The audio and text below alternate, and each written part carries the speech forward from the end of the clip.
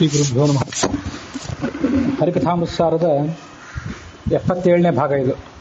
76ನೇ ಭಾಗ ಕಳೆದ ದಿವಸ ಸಮಾಪ್ತ ಆದಾಗ ಧ್ಯಾನ ಪ್ರಕ್ರಿಯಾ ಸಂಧಿ ಎನ್ನುವಂಥ 11ನೇ ಸಂಧಿ ಏನಿದೆ ಅದರ 12ನೇ ಪದ್ಯದವರೆಗೆ ಶ್ರವಣ ಸಮಾಪ್ತ ಆಗಿತ್ತು. 13ನೇ ಪದ್ಯ 315ನೇ ಪದ್ಯವನ್ನು ಇವತ್ತು ಶ್ರವಣ ಮಾಡಬೇಕು. ಅದಕ್ಕಿಂತ ಮೊದಲು ಆವತ್ತು ಈ ಸಂಧಿಯ 7ನೇ ಪದ್ಯ ಹರಿಕಥಾಮೃತಸಾರದ ಒಟ್ಟಾರೆ ಪದ್ಯಗಳಲ್ಲಿ 309ನೇದ್ದು. ಅದರಲ್ಲಿ ಹೇಳುವಾಗ ಸ್ವಲ್ಪ ಪ್ರಮಾದ ಮಾಡಿದ್ದೆ ನಾನು. ಅದನ್ನಷ್ಟು ಸರಿಪಡಿಸಿಕೊಂಡು ಇವತ್ತಿನ ಕಥಾಭಾಗ ಏನಿದೆ ಅದನ್ನು ಶ್ರವಣ ಮಾಡಬೇಕು. ಸುರುಚಿ ರುಚಿರ ಸುಗಂಧ ಶುಚಿ ಎಂದು ಇರುತಿಹನು ಷಡ್ರಸಗಳು 12 ರೂಪದಲ್ಲಿಪ್ಪ ಶ್ರೀಭೂ ದುರ್ಗೆಯರ ಸಹಿತ ಸ್ವರಮಣನು 72,000 ಸಮೀರನ ರೂಪದೊಳಗಿದ್ದು ಉರುಪರಾಕ್ರಮ ಕರ್ತೃ ಎನಿಸುವ ನಾಡಿಗಳೊಳಗಿದ್ದು ಅಂತ ಆ 7ನೇ ಪದ್ಯ ಇತ್ತು.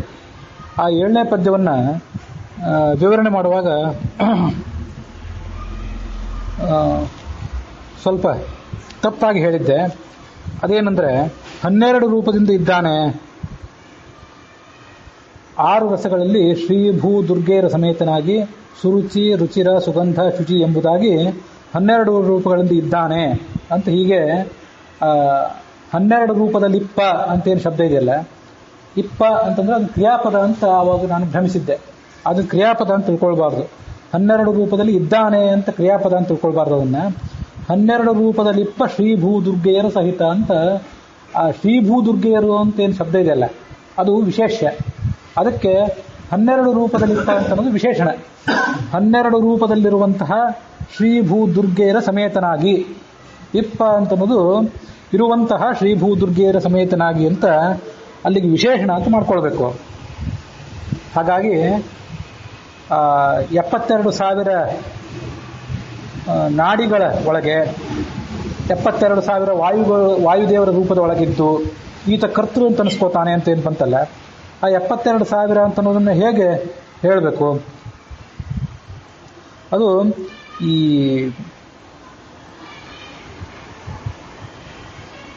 ಕಹಿ, ಸಿಹಿ, ಒಗರು, ಹುಳಿ, ಉಪ್ಪು, ಖಾರ ಈ 6 ರಸಗಳಂತೂ ಇದ್ದೇ ಇವೆ. ಷಡ್ರಸಗಳು ಅಂತ ಕರೀತಾರೆ. ಇದರಲ್ಲಿ ಪ್ರತಿಯೊಂದೂ ಕೂಡ ಸುರುಚಿ, ರುಚಿರ, ಸುಗಂಧ ಅಂತ ಹೀಗೆ 4 ವಿಧವಾಗಿದೆ. ಶುಚಿ, ಸುರುಚಿ, ರುಚಿರ, ಸುಗಂಧ, ಶುಚಿ ಅಂತ ಈ ಪ್ರತಿಯೊಂದು ರಸವೂ ಕೂಡ 4 ಥರ. ಸುರುಚಿ ಅಂತಂದ್ರೆ ಈಗಾಗಲೇ ಹೇಳಿದೆ, ಬಹಳ ಸ್ವಾದಿಷ್ಟವಾದದ್ದು. ಮತ್ತೆ ರುಚಿರ ಅಂತಂದ್ರೆ ನೋಡ್ಲಿಕ್ಕೆ ಸುಂದರವಾದದ್ದು. ಸುಗಂಧ ಅಂದ್ರೆ ಒಳ್ಳೆಯ ಸುಗಂಧ ಇದ್ದದ್ದು, ಪರಿಮಳ ಇದ್ದದ್ದು. ಶುಚಿ ಅಂತಂದ್ರೆ ಸ್ವಚ್ಛವಾದದ್ದು, ಆಂತರಿಕ ಮತ್ತು ಬಾಹ್ಯ ಶೌಚವನ್ನ ಸರಿಯಾಗಿ ಪಾಲನೆ ಮಾಡಿ ತಯಾರು ಮಾಡಿದಂಥ ವಸ್ತು ಅಂತ ಅರ್ಥ. ಹೀಗೆ ಸುರುಚಿ, ರುಚಿರ, ಸುಗಂಧ ಮತ್ತು ಶುಚಿ ಅಂತ ಈ 4 ಏನಿದೆಯಲ್ಲ, ಈ 4ನ್ನ ಆ 6 ರಸಗಳಿಂದ ಗುಣಿಸ್ಬೇಕು. ಅಂದ್ರೆ 6 ರಸಗಳು ಕೂಡ ಸುರುಚಿ, ರುಚಿರ, ಸುಗಂಧ, ಶುಚಿ ಅಂತ 4 ಥರವಾಗಿವೆ. ಸಿಹಿ ರಸವನ್ನು ತಗೊಂಡ್ರೆ ಸುರುಚಿಯಾದಂತಹ ಸಿಹಿರಸ, ರುಚಿಯಾದಂಥ ಸಿಹಿರಸ, ಮತ್ತು ಸುಂದರವಾದಂಥ ಸಿಹಿರಸ, ಮತ್ತು ಸುಗಂಧ ಭರಿತವಾದಂಥ ಪರಿಮಳ ಭರಿತವಾದಂಥ ಸುಗಂಧ ರಸ, ಮತ್ತು ಸ್ವಚ್ಛವಾದಂಥ ಶುಚಿ ಅಂತಂದ್ರೆ ಸ್ವಚ್ಛವಾದಂಥ ಪವಿತ್ರವಾದಂಥ ಸಿಹಿರಸ. ಹೀಗೆ ಸಿಹಿರಸ ಮೊದಲನೇದೇನಿದೆಯಲ್ಲ ಅದು 4 ಥರ. ಹಾಗೆ ಕಹಿರಸನೂ 4 ಥರ, ಒಗರು, ಹುಳಿ, ಉಪ್ಪು, ಖಾರ ಇವೆಲ್ಲವೂ 4 ಥರ. ಹೀಗೆ ಒಟ್ಟು 24 ಆಯಿತು. 6ನ್ನ 4ರಿಂದ ಗುಣಿಸಿದ್ರೆ 24 ಆಯಿತು. ಆ 24ರಲ್ಲಿ ಈತ ಈ 3 ರೂಪಗಳಿಂದ ಇದ್ದಾನೆ. ಶ್ರೀದೇವಿ ಸಮೇತನಾಗಿ, ಮತ್ತು ಭೂದೇವಿ ಸಮೇತನಾಗಿ, ಮತ್ತು ದುರ್ಗಾದೇವಿ ಸಮೇತನಾಗಿ. ಅಥವಾ ಅದನ್ನು ಹೀಗೂ ಇಟ್ಕೊಳ್ಬಹುದು, ಸತ್ವಗುಣ ನಿಯಾಮಕನಾಗಿ, ರಜೋಗುಣ ನಿಯಾಮಕನಾಗಿ, ಅಥವಾ ತಮೋಗುಣ ನಿಯಾಮಕನಾಗಿ. ಅದೆರಡು ಬೇರೆ ಬೇರೆ ಏನಲ್ಲ. ಅಲ್ಲಿ ದುರ್ಗಾ ಅಂತ ಬಂತಲ್ಲ, ದುರ್ಗಾ ಅಂದ್ರೆ ತಮೋಗುಣ ನಿಯಾಮಕನಾಗಿ ಅಂತ ಅರ್ಥ. ಹೀಗೆ ಆ 24 ರಸಗಳಲ್ಲಿಯೂ ಸತ್ವ ರಜಸ್ತಮೋ ಗುಣ ರೂಪದಿಂದಾಗಿ ಆ ಗುಣಗಳ ನಿಯಾಮಕನಾಗಿ, ಅಥವಾ ಶ್ರೀದೇವಿ ಸಮೇತನಾಗಿ, ಭೂದೇವಿ ಸಮೇತನಾಗಿ, ಮತ್ತು ದುರ್ಗಾದೇವಿ ಸಮೇತನಾಗಿ 3 ರೂಪದಿಂದ ಇದ್ದಾನೆ. ಈಗ 24ರನ್ನ 3ರಿಂದ ಗುಣಿಸಿಬಿಟ್ರೆ 72 ಆಯಿತು. ಆ 72 ರೂಪಗಳನ್ನು ಮತ್ತೆ 1000 ಭಾಗ ಮಾಡಿದರೆ 72 ರೂಪಗಳು ಕೂಡ ಮತ್ತೆ 1000 ರೀತಿಯಾಗಿವೆ. 72 ಭಗವಂತನ ರೂಪಗಳು ಕೂಡ 1000 ರೀತಿಯಾಗಿವೆ ಅಂತ ಹೀಗೆ ಇಟ್ಕೊಂಡ್ಬಿಟ್ರೆ 72,000 ರೂಪಗಳು ಆದವು. ಆ 72,000 ರೂಪಗಳು ವಾಯುವಿನ ಒಳಗಿವೆ. ಮತ್ತು ಅವು ನಾಡಿಗಳೊಳಗಿವೆ, 72,000 ನಾಡಿಗಳೊಳಗಿವೆ ಅಂತ ತಿಳ್ಕೊಳ್ಬೇಕು. ವ್ಯಾಖ್ಯಾನ ಕನ್ನಡದಲ್ಲಿ ಅನುವಾದ ಇತ್ಯಾದಿಗಳನ್ನು ಮಾಡಿರ್ತಾರಲ್ಲ, ಅಲ್ಲೆಲ್ಲ ಕೆಲವು ಕಡೆ 12 ರೂಪದಲ್ಲಿ ಇಪ್ಪ ಅಂತಂದ್ರೆ 12 ರೂಪಗಳಿಂದ ಇದ್ದಾನೆ ಅಂತ ಅದನ್ನು ಕ್ರಿಯಾಪದ ಅಂತ ತಿಳ್ಕೊಂಡು ಅನುವಾದ ಮಾಡಿಬಿಟ್ಟಿರ್ತಾರೆ. ಹಾಗೆ ಅದನ್ನು ಗಮನಿಸುವಾಗ ಕಣ್ತಪ್ಪರಿಂದಾಗಿ ನಾನು ಅನುವಾದವನ್ನು ಹೇಳಿಬಿಟ್ಟೆ. ಇಪ್ಪ ಅಂತ ಒಂದು ಕ್ರಿಯಾಪದ ಅಂತ ತಿಳ್ಕೊಳ್ಬಾರ್ದು. ಇಪ್ಪ ಅಂತಂದ್ರೆ 12 ರೂಪದಿಂದ ಇರುವಂತಹ ಅಂತ ವಿಶೇಷಣ ಅಂತ ತಿಳ್ಕೊಳ್ಬೇಕು. ಅದ್ಯಾಕೆ 12 ರೂಪಗಳಿಂದ ಇರುವುದು ಯಾವುದು ಅದನ್ನು ವಿವರಣೆ ಮಾಡಬೇಕಲ್ಲ. ಅದ್ರ ಹಿಂದೆನೇ ವಿವರಣೆ ಮಾಡಿದ್ದೆ, ಮತ್ತೊಂದು ಸರಿ ಹೇಳಬೇಕಷ್ಟೆ. 6 ರಸ ಅಂದರೆ ಯಾವುದಂತ ಗೊತ್ತಾಯಿತು, ಉಪ್ಪು, ಕಹಿ ಇತ್ಯಾದಿ. ಮತ್ತೆ 4 ರಸ ಅಂದ್ರೂ ಗೊತ್ತಾಯಿತು. 12 ಅಂತಂದ್ರೆ ಇವೆ ಪ್ರಕೃತಿ, ಶಕ್ತಿ, ಪ್ರತಿಷ್ಠಾ, ಸಂಹಿತಿ ಇತ್ಯಾದಿ 12 ಏನಿವೆ. ಇವು 12 ರೂಪದಿಂದ ಇರುವಂತಹ ಶ್ರೀ ಭೂದುರ್ಗೆಯರು. ಲಕ್ಷ್ಮೀದೇವಿನೇ 12 ರೂಪದಿಂದ ಇದ್ದಾಳೆ. ಮಹಾಲಕ್ಷ್ಮೀ ಸ್ವರೂಪಾಣಿ ಹಿ ಏಕಾದಶ ವಿಲೋ ವಿದುಹು ವಿಷ್ಣೋರಪಿ ರೂಪಾಣಿ ತನ್ನಾಂ ನೈಕಾದಶೈವತು ಅಂತ ಇದು ತಂತ್ರಸಾರದ 3ನೇ ಅಧ್ಯಾಯದ ವಿವರಣೆ ಇದೆ. ಅಲ್ಲಿ ಕಲಾ ಪ್ರವೃತ್ತಿ ಅಂತನ್ನುವಲ್ಲಿಗೆ 11 ಆಗ್ತದೆ. ಕೊನೆಗೆ ಪರಮಪುರುಷ ಅಂತ 12 ಆಯ್ತು. ಇಲ್ಲಿ ಈ ಶ್ಲೋಕದಲ್ಲಿ ಶಕ್ತಿ, ಪ್ರತಿಷ್ಠಾ, ಸಂವಿತ ಇತ್ಯಾದಿಗಳಿಂದ ಹೀಗೆ ವಿವರಣೆ ಮಾಡ್ತಾ ಹೋಗುವಾಗ ಅದು 11ರಲ್ಲಿ ಕೊನೆಗೊಂಡಂತೆ ಕಾಣಿಸ್ತದೆ. ಪರಮಪುರುಷನ ಒಬ್ಬನ ಇಟ್ಕೊಂಡ್ಬಿಟ್ರೆ 12 ಆಯಿತು. ಹೀಗೆ 12 ರೂಪಗಳು, 12 ರೂಪಗಳಿಂದ ಸಮೇತರಾದಂಥ 12 ರೂಪಗಳು ಉಳ್ಳಂತಹ ಶ್ರೀ ಭೂದುರ್ಗೆಯರು ಅವರ ಸಮೇತನಾಗಿ ಇವನಿದ್ದಾನೆ ಅಂತ ಇಟ್ಕೊಂಡ್ರೆ ಆ ಲೆಕ್ಕಾಚಾರ ಎಲ್ಲ ಸರಿ ಆಗ್ತದೆ. ಅದಾದ ಬಳಿಕ ಇವತ್ತು ಮುಂದಿನ ಪದ್ಯವನ್ನು ಶ್ರವಣ ಮಾಡಬೇಕು. 315ನೇ ಪದ್ಯ, ಹರಿಕಥಾಮೃತಸಾರದ 315ನೇ ಪದ್ಯ, ಅಥವಾ ಈ ಸಂಧಿಯ 13ನೇ ಪದ್ಯ. ಪ್ರೇರಕ ಪ್ರೇರ್ಯರೊಳು ಪ್ರೇರ್ಯ ಪ್ರೇರಿಕನು ತಾನಾಗಿ ಹರಿ ನಿರ್ವೈರದಿಂದ ಪ್ರವರ್ತಿಸುವ ತನ್ನಾಮ ರೂಪದಲ್ಲಿ ತೋರಿಕೊಳ್ಳದೆ ಸರ್ವರೋಳು ಭಾಗೀರಥಿ ಜನಕನು ಸಕಲ ವ್ಯಾಪಾರಗಳ ತಾ ಮಾಡಿಸಿ ನೋಡಿ ನಗುತ್ತಿಪ್ಪ. ಈ ಜಗತ್ತಿನೊಳಗೆ ಪ್ರೇರಕರು ಅಂತ ಕೆಲವರಿದ್ದಾರೆ, ಪ್ರೇರ್ಯರು ಅಂತ ಕೆಲವರಿದ್ದಾರೆ. ಪ್ರೇರಕರು ಅಂದರೆ ಕೆಲಸ ಮಾಡಿಸುವಂಥವ್ರು, ಪ್ರೇರ್ಯರು ಅಂದರೆ ಕೆಲಸಕ್ಕೆ ಒಳಗಾಗ್ತಾರೆ ಯಾರೋ ಅವರು. ಅವರೊಳಗೆಲ್ಲ ಇದ್ದು ಈ ಕೆಲಸವನ್ನು ಮಾಡಿಸೋನು ಇವನೇ. ಯಾರ್ಯಾರು ಕೆಲಸ ಮಾಡ್ರಿ ಅಂತ ಹೇಳಬೇಕಾದ್ರೆ ಆ ಮಾಡ್ರಿ ಅಂತ ಹೇಳುವ ವ್ಯಕ್ತಿಯಲ್ಲೂ ಕೂಡ ಅವನೇ ಇರ್ತಾನೆ. ಮತ್ತೆ ಕೆಲಸ ಯಾರು ಮಾಡ್ತಾರಲ್ಲ ಅವರಲ್ಲೂ ಕೂಡ ಆತನೇ ಇರ್ತಾನೆ. ಇದ್ದು ಆಯಾ ನಾಮ ಮತ್ತು ರೂಪದಿಂದ ಮಾಡಿಸ್ತಾನೆ, ಕೆಲಸಗಳನ್ನು ಆತನೇ ಮಾಡಿಸ್ತಾನೆ. ನಿರ್ವೈರದಿಂದ ವ್ಯಾಪಾರ ಮಾಡಿಸ್ತಾನೆ.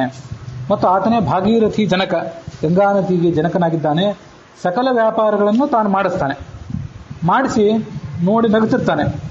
ಅವನು ಮಾಡಿದ್ರು ಅವನಿಗೆ ಏನೂ ಹಾನಿ ಆಗೋದಿಲ್ಲ. ಆದರೆ ಮಾಡಿಸ್ಕೊಂಡವ್ರಿಗೆ ಮಾತ್ರ ಸುಖ, ದುಃಖ, ಆತನಿಗೆ ಸಂಕಟ, ಲಾಭ, ನಷ್ಟ ಇವೆಲ್ಲ ಆಗ್ತಿರ್ತವೆ. ಹಾಗಾಗಿ ಜಗತ್ತು ಈ ಪರಿಣಾಮಗಳಿಗೆ ಒಳಗಾಗುವುದನ್ನು ಆತ ನೋಡಿ ನಗುತ್ತಿರ್ತಾನೆ. ಮಾಡಿಸಿ ನೋಡಿ ನಗುತ್ತಿರುವನು ಅಂತಿದೆ. ನೋಡಿ ನಗುತ್ತಿರುವನು ಅಂತಂದ್ರೆ ನಾವು ದುಃಖಕ್ಕೊಳಗಾದಾಗ ದುಃಖಕ್ಕೊಳಗಾಗಿದ್ದೀವಿ ಅನ್ನೋದು ನೋಡಿ ನಗ್ತಾನೆ ಅಂತಲ್ಲ. ದುಃಖಕ್ಕೊಳಗಾದವರು, ಈ ದುಷ್ಪರಿಣಾಮಗಳಿಗಾದವರು ಅದನ್ನು ಸುಲಭವಾಗಿ ಭಗವಂತ ನಾಮಸ್ಮರಣೆ ಮಾಡಿ ಪರಿಹಾರ ಮಾಡ್ಕೊಳ್ಬಹುದು. ಅದು ಆಗೋದಿಲ್ಲಲ್ಲ ಅಂತ ಇವರಿಗೆ ಅದನ್ನು ನೋಡಿ ನಗ್ತಾನೆ ಅಂತ ತಿಳ್ಕೊಳ್ಬೇಕಷ್ಟೇ ನಾವು. ದಾಸರು ಹಾಗೆ ಹೇಳಲಿಲ್ಲ ಶ್ಲೋಕದಲ್ಲಿ. ಯಾಕೆ ನಗುತ್ತಿಪ್ಪ ಅಂದರೆ ನಮಗೆ ಕಷ್ಟಗಳನ್ನು ಸುಲಭವಾಗಿ ಪರಿಹಾರ ಮಾಡ್ಕೊಳ್ಳಿಕ್ಕೆ ದಾರಿ ಗೊತ್ತಿದೆ, ಆಚರಣೆಗೆ ತಪ್ಪಿಲ್ಲಲ್ಲ ಅಂತ ನೋಡಿ ನಗ್ತಾನಷ್ಟೆ. ಹರಿಯೇ ಮುಖ್ಯ ನಿಯಾಮಕನು ಎಂದರಿದು ಪುಣ್ಯಾಪುಣ್ಯ ಹರ್ಷಾಮರುಷ ಲಾಭ ಅಲಾಭ ಸುಖ ದುಃಖಾದಿ ದ್ವಂದ್ವಗಳ ನಿರುತ ಅವನಂಗರಿಗೆ ಸಮರ್ಪಿಸಿ ನರಕ ಭೂ ಸ್ವರ್ಗಾಪವರ್ಗದಿ ಕರ್ಣ ನಿಯಾಮಕನ ಸರ್ವತ್ರದಲ್ಲಿ ನೆನೆಯುತ್ತಿರು. ಈ ಭಗವಂತನೇ ಮುಖ್ಯ ನಿಯಾಮಕ, ಎಲ್ಲ ಕೆಲಸಗಳಿಗೂ ಕೂಡ ಆತನೇ ನಿಯಾಮಕನಾಗಿದ್ದಾನೆ. ಇದನ್ನು ತಿಳ್ಕೊ, ಇದೇ ಮುಖ್ಯ ತತ್ವ. ಎಲ್ಲವನ್ನೂ ಕೂಡ ಅವನ ಪಾದಕ್ಕೆ ಅರ್ಪಣೆ ಮಾಡಿಬಿಡು. ಪುಣ್ಯ ಅಪುಣ್ಯ, ಒಳ್ಳೆ ಕೆಲಸ ಮಾಡಿದ್ವಿ ನೀನೇ ಮಾಡಿಸಿದೆ, ಕೆಟ್ಟ ಕೆಲಸ ಮಾಡಿದ್ವಿ ಅದನ್ನು ನೀನೇ ಮಾಡಿಸಿದೆ ಅಂತ ಅವನಿಗೆ ಅರ್ಪಣೆ ಮಾಡಬೇಕು. ಹರ್ಷ ಅಮರ್ಷ. ಹರ್ಷ ಅಂದರೆ ಸಂತೋಷ, ಎಲ್ಲರಿಗೂ ಗೊತ್ತು. ಅಮರ್ಷ ಅಂತಂದರೆ ದ್ವೇಷ. ಮನಸ್ಸಿನಲ್ಲಿ ಏನನ್ನೋ ನೋಡಿ ಸಂತೋಷ ಆಯಿತು, ಯಾವುದನ್ನೋ ಅನುಭವಿಸಿ ಸಂತೋಷ ಆಯಿತು, ಇನ್ಯಾವುದೋ ಆಗಬಾರ್ದಾಗಿತ್ತು ದುಃಖ ಆಯಿತು, ಅಥವಾ ಯಾರನ್ನೋ ಕಂಡು ದ್ವೇಷ ಬಂತು. ಇದೆಲ್ಲದಕ್ಕೂ ಅವನೇ ಕಾರಣ, ಅವನಿಂದಲಾಗಿ ಭಾವನೆಗಳು ಹುಟ್ಟಿವೆ ಅಂತ ತಿಳ್ಕೊಳ್ಬೇಕು. ಲಾಭ ಅಲಾಭ ಇವು ಅವನಿಂದಾಗಿವೆ, ಸುಖ ದುಃಖಗಳು ಅವನಿಂದಲೇ ಆಗಿವೆ. ಇವೆಲ್ಲ ದ್ವಂದ್ವಗಳನ್ನು ನಿರುತ ಅವನ ಅಂಗರಿಗೆ ಸಮರ್ಪಣೆ ಮಾಡಬೇಕು. ಸತತವಾಗಿ ಅವನ ಪಾದಕಮಲಗಳಿಗೆ ಅರ್ಪಣೆ ಮಾಡಿ ಅವನು ಈ ಭೂಮಿಯಲ್ಲಿ ನಾವಿದ್ದಾಗ, ಮತ್ತೆ ಸ್ವರ್ಗಲೋಕಕ್ಕೆ ಹೋದಾಗ, ಪುಣ್ಯಕರ್ಮಗಳ ಫಲವಾಗಿ ಸ್ವರ್ಗಕ್ಕೆ ಹೋದಾಗ, ಪಾಪ ಕಾರ್ಯಗಳ ಫಲವಾಗಿ ನರಕಕ್ಕೆ ಹೋದಾಗ, ಮತ್ತೆ ಇವೆಲ್ಲರ ಬಂಧವನ್ನು ಕಡ್ಕೊಂಡು ಮೋಕ್ಷಕ್ಕೆ ಹೋದಾಗ ನಮ್ಮ ಕರ್ಣಗಳಿಗೆ, ನಮ್ಮ ಇಂದ್ರಿಯಗಳಿಗೆ ಅವನೇ ನಿಯಾಮಕ. ಮೋಕ್ಷಕ್ಕೆ ಹೋದ್ಮೇಲೆ ಅವನು ಹಿಡಿತ ತಪ್ಪು ಬಿಡ್ತದೆ ನಮ್ಮ ಮೇಲೆ ಅಂತಿಲ್ಲ, ಅಲ್ಲಿಯೂ ಕೂಡ ಅವನು ಅಧೀನರಾಗಿ ಇರ್ತೀವಿ ಅಂತ ತಿಳ್ಕೊಳ್ಬೇಕು. ಇದನ್ನು ತಿಳ್ಕೊಂಡು ಆ ಎಲ್ಲ ಕೆಲಸಗಳನ್ನು ಮಾಡ್ತಾ ಇರಬೇಕು. ಮಾನವಕ ತತ್ಫಲಗಳ ಅನುಸಂಧಾನವಿಲ್ಲದೆ ಕರ್ಮಗಳ ಸ್ವೇಚ್ಛಾನುಸಾರದಿ ಮಾಡಿ ಮೋದಿಸುವಂತೆ ಪ್ರತಿದಿನದಿ ಜ್ಞಾನಪೂರ್ವಕ ವಿಧಿ ನಿಷೇಧಗಳೇನು ನೋಡದೆ ಮಾಡು ಕರ್ಮ ಪ್ರಧಾನ ಪುರುಷೇಶನಲ್ಲಿ ಭಕುತಿಯ ಬೇಡು ಕೊಂಡಾಡು. ಮನುಷ್ಯ ಹೇಗಾಗಿರ್ಬೇಕಂದ್ರೆ ಮಾನವಕನಂತೆ ಇರಬೇಕು ಅಂತ ಹೇಳ್ತಾರೆ. ಯಾರ್ಯಾರು ಕೆಲವು ಸರಿ ಮಹಾ ಸಾಧು ಸತ್ಪುರುಷರು ಇರ್ತಾರಲ್ಲ, ಒಂದು ಮಗುವಿನಂತೆ ಮುಗ್ಧತೆ ಅಂತ ವರ್ಣನೆ ಮಾಡ್ತಿರ್ತಾರೆ ಅವರ ವ್ಯಕ್ತಿತ್ವವನ್ನು ವರ್ಣನೆ ಮಾಡುವಾಗ. ಎಲ್ಲರೂ ಕೂಡ ಮಗುವಿನಂತೆ ಆಗಬೇಕು. ಮಗುವಿಗೆ ಯಾರ್ಯಾರು ಒಂದು ಕೆಲಸ, ಇಂಥ ಕೆಲಸ ಮಾಡು ಅಂತ ಹೇಳ್ತಾರೆ, ಅದು ತಂದೆ ತಾಯಿಗಳು, ಗುರು ಹಿರಿಯರು ಯಾರು ಹೇಳ್ತಾರೆ. ಅದು ಏನು ಹೇಳಿದ್ರಲ್ಲ ಅಂತ ಮಾಡ್ತದೆ. ಅದು ಕೆಲವು ಸರಿ ಮಾಡೋದಿಲ್ಲ, ಅದು ವಿಷಯ ಬೇರೆ. ಆ ಮಾಡಿದಾಗ ಅದರಿಂದ ಏನು ಫಲ ಆಗ್ತದೆ ಅಂತ ಅವ್ರಿಗೆ ಗೊತ್ತಿರೋದಿಲ್ಲ. ಆ ಫಲ ಆ ಗುರು ಹಿರಿಯರಿಗೆ ಗೊತ್ತಿರ್ತದೆ ಏನಾಗ್ತದೆ ಅಂತೇಳಿ, ಏನಾಗಬೇಕು ಫಲ ಮತ್ತು ಯಾರಿಗಾಗಬೇಕು ಅನ್ನೋದೆಲ್ಲ ಗೊತ್ತಿದ್ದಲ್ಲ ಅವರಿಗೆ. ಆದರೆ ಈ ಮಗು ಮಾತ್ರ ಅವ್ರು ಹೇಳಿದಂತೆ ಸುಮ್ಮನೆ ಮಾಡಿಬಿಡ್ತದೆ. ನುಕ್ಸಾನ ಆದರೂ ಅದಕ್ಕೆ ಅದರ ಅರಿವಿಲ್ಲ, ಅದರ ಲಾಭ ಆದರೂ ಅದಕ್ಕೇನು ಭಾಳ ಹಿಗ್ಗಿಲ್ಲ.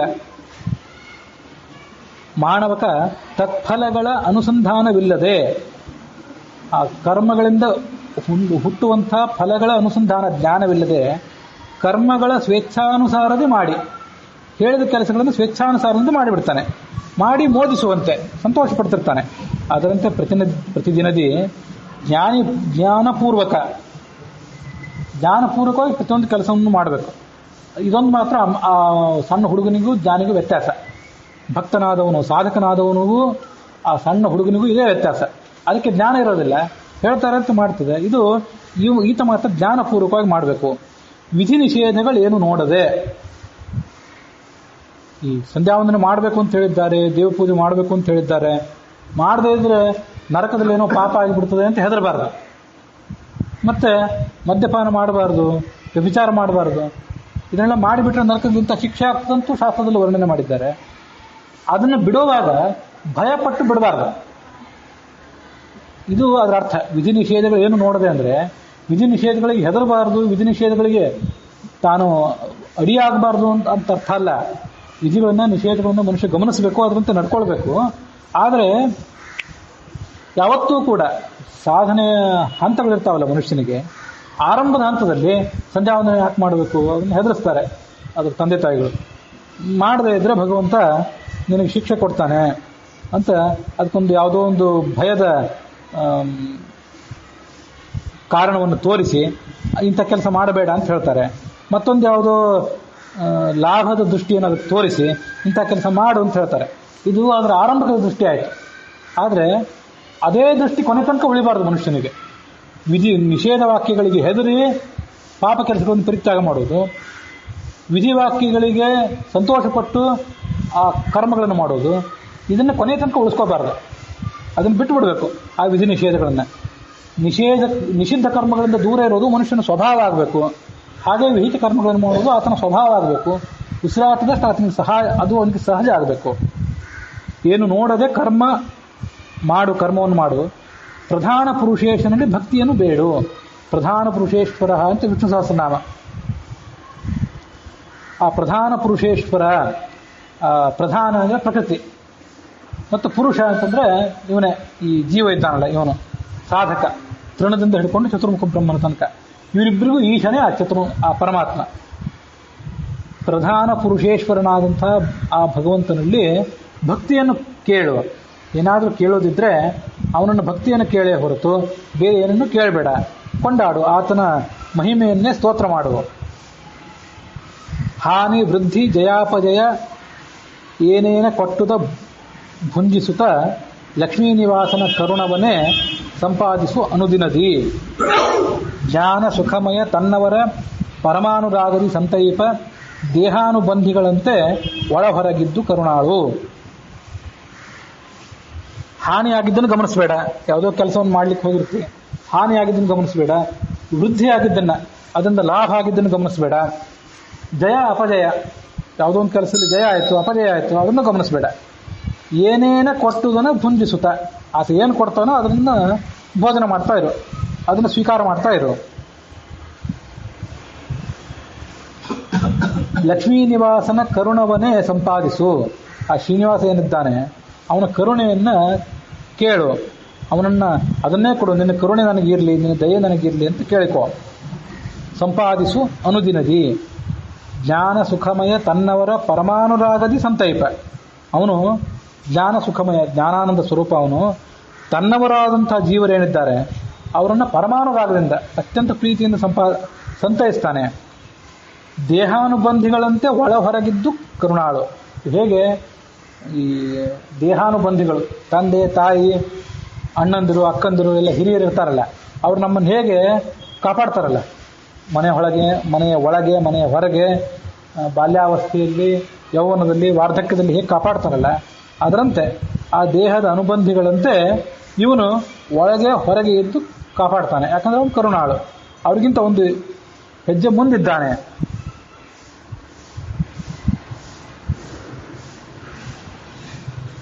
ಅಪರಾಧ ಸಹಸ್ರಾಣಾಂ ಕರ್ತಾರಂ ದಯೆಯ ಹರಿಹಿ ಅಲ್ಪೀಕೃತ್ಯೈವ ದುಃಖಾನಿ ಭೋಜಯತ್ಯೇವ ನಾನ್ಯಥಾ ಇತ್ತಂ ಮಹಾಭಿಮನ್ಮಗ್ನ ನಚಲೇದ್ ಹರಿಭಕ್ತಿತಃ.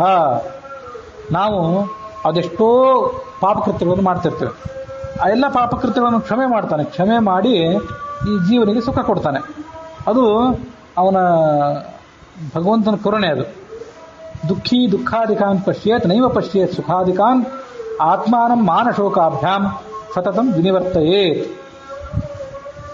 ಎಲ್ಲ ಹೇಳೋದು ಸುಲಭ, ಅದಕ್ಕೆ ಏನು ಮಾಡಬೇಕು ಮನುಷ್ಯ ಅಂತಂದರೆ ದುಃಖಿ ದುಃಖಾಧಿಕಾನ್ ಪಶ್ಯೇತ್. ಯಾವಾಗಾದರೂ ದುಃಖ ಬಂದುಬಿಟ್ರೆ ನಮಗಿಂತ ದುಃಖ ಬಂತಲ್ಲ ಅಂತ ಓಡಾಡಬಾರ್ದು. ನಮಗಿಂತ ಹೆಚ್ಚು ದುಃಖ ಇದ್ದವರು ಈಗ ಜಗತ್ತಿನಲ್ಲಿ ಕೆಲವರು ಇದ್ದಾರೆ. ಅಷ್ಟು ದುಃಖ ನಮಗೆ ಬಂದಿಲ್ಲಲ್ಲ, ಅಂಥ ಸಂಕಟ ನಮಗೆ ಬಂದಿಲ್ಲಲ್ಲ, ಇಷ್ಟಾದರೂ ಕೊಟ್ಟಿದ್ದಾನಲ್ಲ ಅಂತ ಸಂತೋಷ ಪಡಬೇಕು. ಏನಿದೆಯೋ ಅದನ್ನು ನೋಡಿ ಸಂತೋಷ ಪಡಬೇಕೇ ಹೊರತು ಏನಿಲ್ಲ ಅದನ್ನು ನೋಡಿ ಕೊರಗಬಾರ್ದು. ನೈವ ಪಶ್ಯೇತ್ ಸುಖಾಧಿಕಾನ್. ನಮಗಿಂತ ಹೆಚ್ಚು ಸುಖವುಳ್ಳವರನ್ನು ನೋಡಿ ಕೊರಗಬಾರ್ದು. ನಮಗಿಂತ ಹೆಚ್ಚು ಜ್ಞಾನ ಭಕ್ತಿ ವೈರಾಗ್ಯ ಇದ್ದವರನ್ನೇನಾದರೂ ನೋಡಿ ನಾವು ಅವರಂತಾಗಬೇಕು ಅಂತ ಪ್ರಯತ್ನ ಪಡಬೇಕೇ ಹೊರತು ನಮಗಿಂತ ಹೆಚ್ಚು ಸುಖ ಇದ್ದವರನ್ನು ನೋಡಿ ಅವರಂತೆ ನಾವ್ಯಾಕೆ ಆಗಬಾರ್ದು ಅಂತ ಮನುಷ್ಯ ಗೋಳಾಡಬಾರ್ದು. ಹರಿವಂಶದಲ್ಲಿ ಕಥೆ ಬಂದಿತ್ತಲ್ಲ, 7 ಜನ ಅವರು ಬ್ರಾಹ್ಮಣ ಬಾಲಕರಿದ್ದರು. ಆ 4 ಜನ ಅದರಲ್ಲಿ ಭಗವಂತನನ್ನು ಕುರಿತು ಸಾಧನೆ ಮಾಡಿ ಮಾಡಿ ಮಾಡಿ ಮಾಡಿ ತಪಸ್ಸಿಗೂ ಮಾಡಿ ಮೇಲಿನ ಗತಿಯನ್ನು ಪಡ್ಕೊಂಡ್ರು. ಉಳಿದು 3 ಜನ ಮಾತ್ರ, 7 ಜನ ಸಹೋದರರಾಗಿದ್ರು. ಅವರಲ್ಲಿ 3 ಜನ ಮಾತ್ರ ಯಾರೋ ಒಬ್ಬ ರಾಜ ಮಂತ್ರಿ ಅವ್ರ ವೈಭವ ಅವ್ರ ಗತ್ತು ಇದನ್ನಲ್ಲಿ ನೋಡಿ ನಮಗೂ ಇಂಥ ವೈಭವ ಸಿಕ್ಕರೆ ಚೆನ್ನಾಗಿರ್ತಿತ್ತಲ್ಲ ಅಂದ್ಕೊಂಡ್ಬಿಟ್ರು. ಅದರ ಫಲವಾಗಿ ಅವರು ಮತ್ತೊಮ್ಮೆ ರಾಜ ಮಂತ್ರಿಗಳಾಗಿ ಹುಟ್ಟಬೇಕಾಯ್ತು. ಉಳಿದವ್ರು 4 ದಿನ ಮುಂದೆ ಹೋಗ್ಬಿಟ್ರು ಸಾಧನೆ ಮಾರ್ಗದಲ್ಲಿ. ಹೀಗೆ ಯಾರ್ಯಾರನ್ನೋ ನಮಗೆ ಮಾದರಿಯನ್ನಾಗಿ ಇಟ್ಕೊಂಡು ನಾವು ಭ್ರಷ್ಟರಾಗಬಾರ್ದು. ಆ ಪರಮ ಸಕಲೇಂದ್ರಿಯಗಳು ವ್ಯಾಪಕನು ತಾನಾಗಿ ವಿಷಯವ ತಾ ಪರಿಗ್ರಹಿಸುವನು ತಿಳಿಸದೆ ಸರ್ವಜೀವರುಳು. ಪಾಪರಹಿತ ಪುರಾಣ ಪುರುಷ ಸಮೀಪದಲ್ಲಿ ನೆಲೆಸಿದ್ದು ನಾನಾ ರೂಪಧಾರಕ ತೋರಿಕೊಳ್ಳದೆ ಕರ್ಮಗಳ ಮಾಳ್ಪ. ಸರ್ವೋತ್ತಮನ ಅಂತ ಈ ಹರಿ ಇದ್ದಾನಲ್ಲ, ಎಲ್ಲ ಇಂದ್ರಿಯಗಳಲ್ಲೂ ಅವನಿದ್ದಾನೆ. ವ್ಯಾಪಿಸಿಕೊಂಡು ಈ ಜೀವರು ತಿನ್ನುವಂಥ ಪ್ರತಿಯೊಂದು, ಜೀವರು ಅನುಭವಿಸುವಂತಹ ಪ್ರತಿಯೊಂದು ವಿಷಯವನ್ನು ತಾನೇ ಪರಿಗ್ರಹ ಮಾಡ್ತಾನೆ. ಅವನು ಪಾಪರಹಿತ ಪುರಾಣ ಪುರುಷ, ಅತ್ಯಂತ ಪ್ರಾಚೀನನಾದಂತಹ ಪುರುಷ. ಅವನು ಸಮೀಪದಲ್ಲಿ ನೆಲೆಸಿದ್ದು, ತೀರ ಸಮೀಪದಲ್ಲಿ ನಮಗಿದ್ದಾನೆ, ಆದರೆ ತೋರಿಕೊಳ್ಳದೆ. ಅನೇಕ ರೂಪಗಳಿಂದ ನಮ್ಮ ಸುತ್ತಮುತ್ತಲೇ ಇದ್ದಾನೆ, ಆದರೆ ನಮಗೆ ಕಾಣೋದೇ ಇಲ್ಲ. ಅವನು ತೋರಿಕೊಳ್ಳದೆ ಕರ್ಮಗಳ ಮಾಳ್ಪ. ಏನು ನಮಗೆ ತನ್ನ ಅಸ್ತಿತ್ವದ ಸುಳಿವನ್ನು ಬಿಟ್ಟುಕೊಡದೆ ಈ ಕೆಲಸವನ್ನು ಮಾಡ್ತಾ ಆತ ಇರ್ತಾನೆ. ಖೇಚರರು ಭೂಚರರು ವಾರಿ ನಿಶಾಚರರೊಳಿದ್ದು ಅವರ ಕರ್ಮಗಳ ಆಚರಿಸುವನು ಘನಮಹಿಮ ಪರಮಲ್ಪರೋಪಾದಿ. ಗೋಚರಿಸನು ಬಹುಪ್ರಕಾರ ಆಲೋಚನೆಯು ಮಾಡಿದರು ಮನಸ್ಸಿಗೆ ಕೀಚಕಾರಿ ಪ್ರಿಯ ಕವಿಜನ ಗೇಯ ಮಹಾರಾಯ. ಅವನು ಈ ಜಗತ್ತಿನ ಎಲ್ಲ ಜೀವರಲ್ಲೂ ಇದ್ದಾನೆ. ಎಲ್ಲ ಥರದ ಜೀವಿಗಳು, ಗಗನಚಾರಿಗಳಾದ ಆಕಾಶದಲ್ಲಿ ಸಂಚಾರ ಮಾಡುವಂಥ ಪಕ್ಷಿಗಳಲ್ಲಿ, ಭೂಮಿಯಲ್ಲಿ ಸಂಚಾರ ಮಾಡುವಂಥ ಪ್ರಾಣಿಗಳಲ್ಲಿ, ಮನುಷ್ಯರಲ್ಲಿ, ಜಲಚರಗಳು ಅಂದರೆ ಮತ್ಸ್ಯ ಇತ್ಯಾದಿಗಳು, ಮೀನು ಇತ್ಯಾದಿಗಳು, ಅವುಗಳಲ್ಲಿದ್ದಾನೆ. ನಿಶಾಚರರು, ರಾತ್ರಿ ಹೊತ್ತು ಸಂಚಾರ ಮಾಡುವಂಥ ರಾಕ್ಷಸರು ಪಿಶಾಚರಲ್ಲೂ ಇದ್ದಾನೆ. ವಾರಿ ನಿಶಾಚರರೊಳಿದ್ದು ಅವರ ಕರ್ಮಗಳನ್ನು ಆಚರಿಸುವನು. ತಾನು ಕರ್ಮ ಮಾಡಿ ಅವ್ರ ಮೂಲಕ ಮಾಡಿಸ್ತಾನೆ. ಘನ ಮಹಿಮ, ಅವನ ಮಹಿಮೆ ಯಾರಿಗೂ ತೋಚುವಂಥದ್ದೇ ಅಲ್ಲ. ಪರಮ ಅಲ್ಪರೂಪಾದಿ, ಅವನು ವಾಸ್ತವಿಕವಾಗಿ ಪರಮ ಪುರುಷ ಆದರೂ ಕೂಡ ಕರ್ಮ ಮಾಡುವಾಗ ನೋಡಿದರೆ ಅಲ್ಪರೂಪಾದಿ, ತೀರಾ ಸಣ್ಣ ಮನುಷ್ಯನಂತೆ ಕೆಲಸ ಮಾಡ್ತಾನೆ.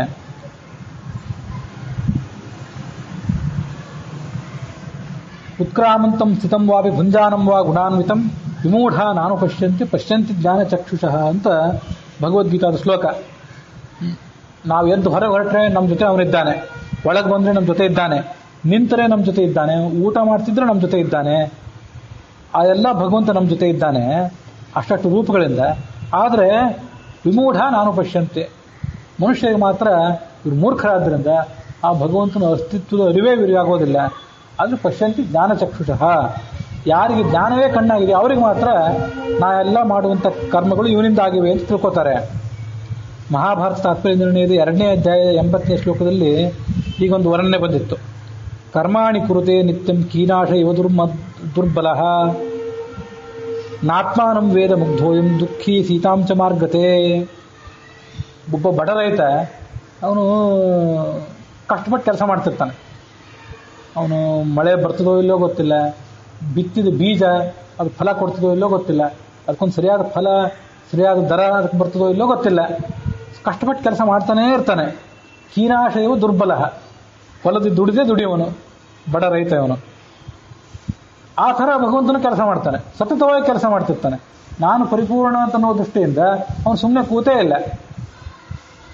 ಇದನ್ನು ಗಮನಿಸಬೇಕು. ಅದು ಆ ಭಗವಂತನ ಚಟುವಟಿಕೆ ಮತ್ತು ಸೂರ್ಯನ ಚಟುವಟಿಕೆ ಅಂತ ಕೂಡ ಕೆಲವು ಶಾಸ್ತ್ರದಲ್ಲಿ ದೃಷ್ಟಾಂತ ಕೊಡ್ತಾರೆ. ಸೂರ್ಯಸ್ಯ ಪಶ್ಚ ಸ್ಥೇಮಾನಂ ಯೋನ ತಂದ್ರಯತೆ ಚರನ್ ತಸ್ಮಾತ್ ಚರೈವೇತಿ ಅಂತ. ಸೂರ್ಯನನ್ನು ಒಂದು ಬಾರಿ ಗಮನಿಸ್ರಿ. ಅವನು ಯೋನ ತಂದ್ರಯತೆ ಚರನ್, ಇಷ್ಟೆಲ್ಲ ಸಂಚಾರ ಮಾಡ್ತಿದ್ದಾನಲ್ಲ, ಒಂದು ಬಾರಿ ಆದರೂ ನನಗೆ ದಣಿವಾಗಿದೆ ಅಂತ ಸುಮ್ಮನೆ ಕೂತಿಲ್ಲ. ಸೂರ್ಯ, ಅವನೊಳಗಿರುವಂಥ ವಾಯು, ಅವನೊಳಗಿರುವಂಥ ಪರಮಾತ್ಮ, ಇವರೆಲ್ಲ ಸುಮ್ಮನೆ ಕೂತಿದ್ದಾರೆ ಯಾವತ್ತಾದರೂ? ಉತ್ಸೀದೆ ಇವರ ಮೇಲೋಕಃ ಗುರ್ಯಾಂ ಕರ್ಮತೇರಹಂ ಅಂತ ಹೇಳ್ಕೊಂಡ ಅವನೇ. ನಿಂತರ ಅರ್ಜುನ, ನೀನೇನೋ ಯುದ್ಧ ಮಾಡೋದಿಲ್ಲ ಸುಮ್ಮನೆ ಕೂತ್ಬಿಟ್ಟು, ನಾನು ಸುಮ್ಮನೆ ಕರ್ಮ ಮಾಡಿದೆ ಸುಮ್ಮನೆ ಕೂತ್ಬಿಟ್ಟಿದ್ರೆ ಏನಾಗ್ತಿತ್ತು ವಿಚಾರ ಮಾಡಿದೆಯಾ? ಈ ಲೋಕ ಸ್ಫೋಟ ಆಗಿ ಹೋಗ್ತಿತ್ತು, ಈ ಲೋಕಗಳೆಲ್ಲ ಸಿಡಿದು ಹೋಗ್ತಿದ್ವು. ಯಾಕಂದ್ರೆ ಇವುಗಳಿಗೆ ಕರ್ಮ ಮಾಡಲಿಕ್ಕೆ ಯಾರಿಲ್ಲ, ಉಸಿರಾಡಿಸೋರೇ ಯಾರು ಇಲ್ದಂಗೆ ಆಗ್ತಿತ್ತು ಅಂತ ಭಗವಂತನ ಹೇಳ್ಕೊಂಡದ್ದಿದೆ. ಅದರಂತೆ ಅವನು ಮೂಲ ರೂಪದೊಳಗಿದ್ದಾಗಲೂ ಅವತಾರ ರೂಪದೊಳಗಿದ್ದಾಗಲೂ ಸತತವಾಗಿ ಒಂದಲ್ಲ ಒಂದು ಕೆಲಸ ಮಾಡ್ತಿರ್ತಾನೆ.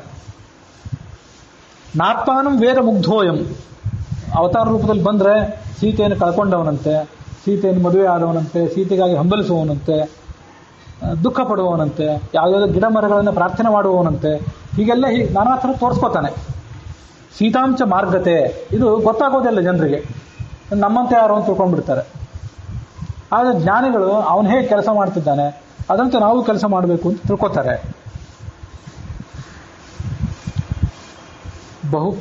ಪರಮ ಅಲ್ಪರೂಪಾದಿ, ಗೋಚರಿಸನು ಬಹುಪ್ರಕಾರ ಆಲೋಚನೆ ಮಾಡಿದರೂ ಮನಸ್ಸಿಗೆ, ಎಷ್ಟು ಆಲೋಚನೆ ಮಾಡಿದರೂ ಈ ಮನಸ್ಸಿಗೆ ಅವನು ಗೋಚರನೇ ಆಗೋದಿಲ್ಲ. ಆದರೆ ಕೊನೆಗೂ ಅಥವಾ ಗೋಚರ ಆಗಬೇಕಾದ ಮನಸ್ಸಿಗೆ ಈಗ ಗೋಚರ ಆಗೋದಿಲ್ಲ. ಹೇಳ್ತಾರಲ್ಲ, ಭಗವಂತನ ಅಪರೋಕ್ಷ ಜ್ಞಾನ ಅದು ಹೇಗಾಗ್ತದೆ ಅಂದರೆ ಕೊನೆಗೂ ಮನಸ್ಸಿಗೆ ಆಗಬೇಕದು. ಧ್ಯಾನ ಮಾಡಿ ಮಾಡಿ ಶ್ರವಣ ಮನನ ನಿಧಿಧ್ಯಾಸನ, ಶಾಸ್ತ್ರವನ್ನು ಶ್ರವಣ ಮಾಡಬೇಕು, ಅದನ್ನು ಮನಸ್ಸಿನಲ್ಲಿ ಕೂತು ಆಲೋಚನೆ ಮಾಡಬೇಕು, ಕೊನೆಗೆ ಧ್ಯಾನ ಮಾಡಬೇಕು, ಬಲವಾದ ಧ್ಯಾನ ಮಾಡಬೇಕು, ಅಸಂಪ್ರಜ್ಞಾತ ಸ್ಥಿತಿಗೆ ಹೋಗಬೇಕು. ಮೈ ಮುಟ್ಟಿದರೂ ಎಚ್ಚರ ಆಗಿರಬಾರ್ದು. ಅಂತಹ ಸ್ಥಿತಿಗೆ ಹೋದಾಗ ಮುಂದೆ ಆ ಭಗವಂತನ ಸಾಕ್ಷಾತ್ಕಾರ ಇದೇ ಮನಸ್ಸಿಗೆ ಆಗ್ತದೆ. ಆದರೆ ಈ ಮನಸ್ಸು ಇವತ್ತು ಪರಾಂಚಿ ಖಾನಿ ವೆತನಾಥ್ ಸ್ವಯಂಭೂ ಅಂತ ಉಪನಿಷತ್ತು. ಯಾವ ಪರಿಸ್ಥಿತಿಯಲ್ಲಿದೆ ಮನಸ್ಸು ಇವತ್ತು ಅಂದರೆ ಅದಕ್ಕೆ ಒಳಗೆ ಹೋಗಿ ಗೊತ್ತೇ ಇಲ್ಲ.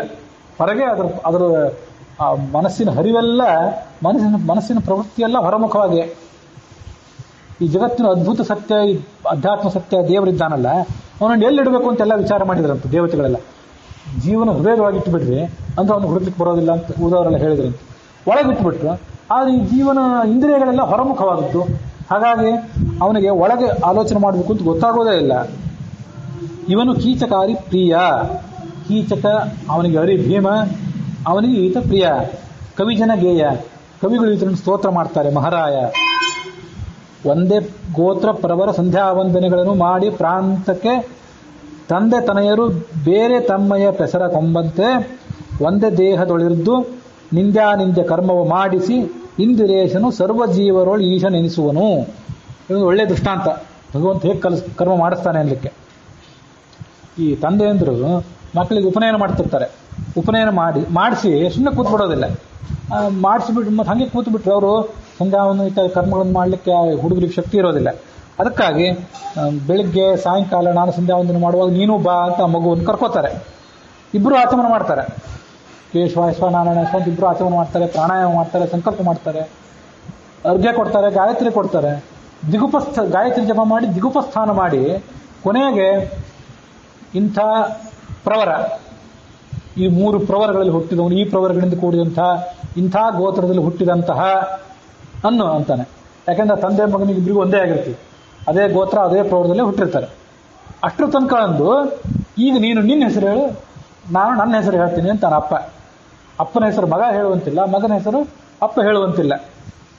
ಇದು ನೋಡಿ, ಒಂದೇ ಗೋತ್ರ ಪ್ರವರ ಎಲ್ಲ ಒಂದೇ ತಂದೆ ಮಕ್ಕಳಿಗೆ ಸಂಧ್ಯಾವಂದನೆಗಳನ್ನು ಮಾಡಿ ಪ್ರಾಂತಕ್ಕೆ ಕೊನೆಗೆ ಬಂದಾಗ ಅಹಂಭೋ ಅಭಿವಾದಯೇ ಅಂತಂತೀವಲ್ಲ, ಆಗ ತಂದೆ ತನಯರು ಅಪ್ಪ ಮಕ್ಕಳಿಬ್ರು ಬೇರೆ ತಮ್ಮಯ ಪೆಸರ ಗೊಂಬಂತೆ ಇಬ್ರು ಬೇರೆ ಬೇರೆ ಹೆಸರುಗಳನ್ನು ಹೇಳ್ಕೊತಾರೆ. ಒಂದೇ ದೇಹದೊಳೆದ್ದು ಇಲ್ಲೇ ಪರಮಾತ್ಮ ಇದ್ದಾನೆ, ನಿಂದ್ಯ ಅನಿಂದ್ಯ ಎರಡೂ ಕೆಲಸಗಳನ್ನು ಮಾಡಿಸ್ತಾನೆ. ಕರ್ಮವ ಮಾಡಿಸಿ ಇಂದಿರೇಶನು ಸರ್ವಜೀವರೊಳು ಈಶನೆನಿಸುವನು. ಆ ಮಾಡಿ ಅದರ ಪರಿಣಾಮ ಅನುಭವಿಸುವಾಗ ಮಾತ್ರ ಈ ಜೀವನಿಗೆ ದುಃಖ ಸುಖ ಹಿಗ್ಗು ಕುಗ್ಗು ಇವೆಲ್ಲ. ಆದರೆ ಅದರ ಪರಿಣಾಮ ಮಾತ್ರ ಇವನಿಗೂ ಇಲ್ಲ. ಈ ಪರಮಾತ್ಮನಿಗೆ ಅದರ ಪರಿಣಾಮ ಇಲ್ಲವೇ ಇಲ್ಲ, ಅದರ ಸೋಂಕೆ ಅವನಿಗಿಲ್ಲ. ಸ್ವತಂತ್ರತ್ವಾಚೇಶಸ್ಯ ಯೋಜ್ಞಾಸ್ತೇಷು ಭವೇದಪಿ ತು. ಆ ಭಗವಂತ ಹೇಗೆ ಕರ್ಮ ಮಾಡಿಸ್ತಾನೆ ಅಂತ ಅನ್ನೋದಕ್ಕೆ ಒಂದು ದೃಷ್ಟಾಂತ. ತಂದೆ ಮಾಡದೇ ಇದ್ರೆ ಮಗುವಿಗೆ ಸಂಧ್ಯಾವಂದನೆ ಮಾಡಲಿಕ್ಕೆ ಎಷ್ಟು ಮಾತ್ರಕ್ಕೂ ಬರೋದಿಲ್ಲ. ಅದರಂತೆ ಈ ಪರಮಾತ್ಮ ಕಿತ್ತುಗಟ್ಟಿದ ಲೋಹ ಪಾವಕ ಸುಟ್ಟು ವಿಂಗಡ ಮಾಡುವಂತೆ ಘನ ಘರಟ್ಟ ವ್ರೀಹಿಯೊಳಿಪ್ಪ ತಂಡುಲ ಕಡೆಗೆ ತೆಗೆವಂತೆ ವಿಠ್ಠಲನೆಂದೊಮ್ಮೆ ಮೈಮರೆತು ಅಟ್ಟಹಾಸದಲ್ಲಿ ಕರೆಯೇ ದುರಿತಗಳಟ್ಟು ಉಳಿಯ ಬಿಡಿಸವನ ತನ್ನೊಳಗಿಟ್ಟು ಸಲಹುವನು. ಈ ಲೋಹಕ್ಕೆ ಏನಾದರೂ ತುಕ್ಕು ಹಿಡಿದಿದ್ರೆ, ತುಕ್ಕು ಅಂದ್ರೆ ಬರೇ ತುಕ್ಕಲ್ಲ, ಏನಾದರೂ ಕೊಳೆ ಬೆಳ್ಳಿ ಬಂಗಾರಗಳಿಗೆ ಏನಾದರೂ ಹೊಲಸು ಹಿಡಿದಿದ್ರೆ ಅದನ್ನು ಬೆಂಕಿಗೆ ಹಾಕ್ತಾರೆ. ಆಗ ಬೆಂಕಿ ಆ ಮೇಲೆ ಹತ್ತಿದಂಥ ಕೊಳೆ ಕಲೆ ತುಕ್ಕು ಇದನ್ನೆಲ್ಲ ಸ್ವಚ್ಛ ಮಾಡ್ತದೆ. ಅದರಂತೆ ಅದೊಂದು ದೃಷ್ಟಾಂತ. ಮತ್ತೆ ಈ ಭತ್ತ ಇರ್ತದಲ್ಲ, ಆ ಭತ್ತವನ್ನು ತೆಗಿಬೇಕಲ್ಲ, ಭತ್ತ ತೆಗೆದು ಅಕ್ಕಿಯನ್ನು ಬೇರ್ಪಡಿಸ್ಬೇಕಲ್ಲ, ಆ ಒಡೆಯೋ ಕಲ್ಲು ಇರ್ತದಲ್ಲ ಅದಕ್ಕೆ ಘರಟ್ಟ ಅಂತಂತಾರೆ. ಘರಟ್ಟ ಅನ್ನುವಂಥ ಒಡೆಯೋ ಕಲ್ಲಿನೊಳಗೆ ಈ ಭತ್ತವನ್ನು ಹಾಕಿ ಕುಟ್ತಾರೆ. ಕುಟ್ಟಿದಾಗ ಕುಟ್ತಾ ಹೋದಂತೆ ಆ ಭತ್ತ ಬೇರೆ ಆಗ್ತದೆ, ಒಳಗಿನ ಅಕ್ಕಿ ಈ ಕಡೆ ಬರ್ತದೆ. ಅದರಂತೆ ಈ ಭಗವಂತ ನಮ್ಮ ಪೀಡೆಯನ್ನು ಪರಿಹಾರ ಮಾಡ್ತಾನೆ. ಇದು ಅಕ್ಕಿ ದೃಷ್ಟಾಂತ ಇದನ್ನೆಲ್ಲ ಯಾಕೆ ಕೊಟ್ಟರು ಅಂತಂದ್ರೆ, ಈ ಒಳಗಿನ ಈ ಸ್ವರೂಪ ದೇಹ ಇದೆಯಲ್ಲ, ಇದಕ್ಕೆ ಅನಿರುದ್ಧ ದೇಹ ಮತ್ತು ಅದು ಸ್ವರೂಪ ದೇಹದ ಹೊರಗೆ ಲಿಂಗ ದೇಹ, ಅದ್ರ ಹೊರಗೆ ಅನಿರುದ್ಧ ದೇಹ, ಅದ್ರ ಹೊರಗೆ ಈ ಸ್ಥೂಲ ದೇಹ, ಇಷ್ಟೆಲ್ಲ ಆವರಣಗಳು. ಇದನ್ನೆಲ್ಲ ಆ ಭಗವಂತ ತೆಗಿಬೇಕಾದ್ರೆ, ಈ ಕೊಳೆಗಳನ್ನೆಲ್ಲ ತೆಗಿಬೇಕಾದ್ರೆ ಅವನು ಇಷ್ಟೆಲ್ಲ ಕ್ಲೇಶಗಳನ್ನು ಕೊಡ್ತಾನೆ. ಅದನ್ನೆಲ್ಲ ಅಷ್ಟು ಕುಟ್ಟಬೇಕಾಗ್ತದೆ. ಕುಟ್ಟಿದಾಗಲೇ ಅದು ತಯಾರಾಗೋದು. ಅದಕ್ಕೆ ನಾವೇನು ಮಾಡಬೇಕು ಅಂದರೆ, ವಿಠ್ಠಲ ಅಂತ ಒಮ್ಮೆ ಅವನನ್ನು ಕರಿಬೇಕಂತೆ, ಒಮ್ಮೆ ಮೈ ಮರೆತು ಕರಿಬೇಕು, ಅಟ್ಟಹಾಸದಿಂದ ಕರಿಬೇಕು. ಸುಮ್ಮನೆ ಸಂಕೋಚದಿಂದ ಯಾರು ಏನು ಜೋರಾಗಿ ನಾಮಸ್ಮರಣೆ ಮಾಡಿಬಿಟ್ರೆ, ಇದೇನು ಒಳ್ಳೆ ಗೊಡ್ಡ ನಾಮಸ್ಮರಣೆ ಮಾಡ್ತಾರೆ, ಗೊಡ್ಡ ಪುರಾಣ ಹೇಳ್ತಾರೆ ಅಂತ ಯಾರು ಅಪಹಾಸ್ಯ ಮಾಡಿಬಿಟ್ಟಾರೇನೋ ಅಂತ ಅನ್ಬಾರ್ದು. ಅವನು ನಾಮಸ್ಮರಣೆ ಮಾಡುವಾಗ, ಭಗವಂತನ ಕುರಿತಾದ ನರ್ತನ ಇತ್ಯಾದಿಗಳನ್ನು ಮಾಡುವಾಗ ಅಟ್ಟಹಾಸದಿಂದ ಸಂತೋಷದಿಂದ ಮಾಡಬೇಕು, ಹೆಮ್ಮೆಯಿಂದ ಮಾಡಬೇಕು. ಹಾಗೆ ಮಾಡಿದರೆ ಅವರ ಪೀಡೆಗಳನ್ನೆಲ್ಲ ಪರಿಹಾರ ಮಾಡ್ತಾನೆ. ಈ ಬಂಗಾರದ ಉದಾಹರಣೆ ಕೊಟ್ಟರು, ಅಕ್ಕಿಯ ಉದಾಹರಣೆ ಕೊಟ್ಟರು. ಜೀವಕ್ಕೆ ಮೇಲಿನ ಈ ಕೊಳಕಿದೆಯಲ್ಲ, ಕೊಳಕದು ಸ್ವಾಭಾವಿಕ ಅಲ್ಲ, ಪ್ರಕೃತಿಯಿಂದ ಬಂದದ್ದು. ಬೆಂಕಿ ಸಂಸ್ಪರ್ಶ ಆಗಿಬಿಟ್ಟು ತೊಳೆದು ಹೋಗಿಬಿಡ್ತದೆ. ಮತ್ತೆ ಬಂಗಾರ ಮೊದಲಿನಂತೆ ಪ್ರಕಾಶಮಾನ ಆಗ್ತದೆ. ಮತ್ತು ಆ ಅಕ್ಕಿಯ ಮೇಲೆ, ಅಕ್ಕಿ ಕಾಳಿನ ಮೇಲೆ ಹೊಟ್ಟಿರ್ತದಲ್ಲ ಮೇಲೆ ಭತ್ತ, ಆ ಭತ್ತ ಎಂದಾದ್ರೂ ಒಂದು ದಿವಸ ಹೋಗಬೇಕಾದ್ದೇ. ಅದು ಮೊದಲಿಂದ ಇದೆ ಹೌದು, ಆದರೆ ಎಂದಾದ್ರೂ ಒಂದು ದಿವಸ ಹೋಗಬೇಕಾದದ್ದೇ. ಆ ಭತ್ತ ಹೋಗದೇ ಇದ್ರೆ, ಮೇಲಿನ ಸಿಪ್ಪೆ ಹೋಗದೇ ಇದ್ರೆ ಆ ಅಕ್ಕಿ ಕಾಳಿನಿಂದ ಯಾರಿಗೂ ಉಪಯೋಗ ಇಲ್ಲ. ಅದಕ್ಕಾಗಿ ಈ ದೃಷ್ಟಾಂತಗಳನ್ನು ಕೊಟ್ಟಿದ್ದಾರೆ ದಾಸರು.